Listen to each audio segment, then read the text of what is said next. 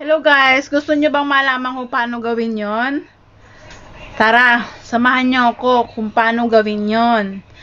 At paano gawin tamad yung sarili. Okay guys, let's go!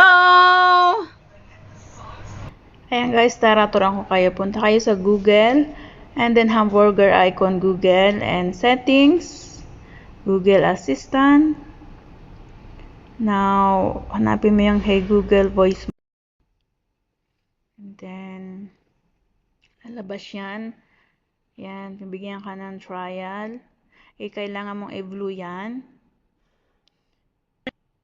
Then, tingnan mo yung mga binibigay sa'yo. Sabihin mo lang yan kung anong yan. Okay, yan, ganyan. Sabihin mo yan para ma-match yung voice mo.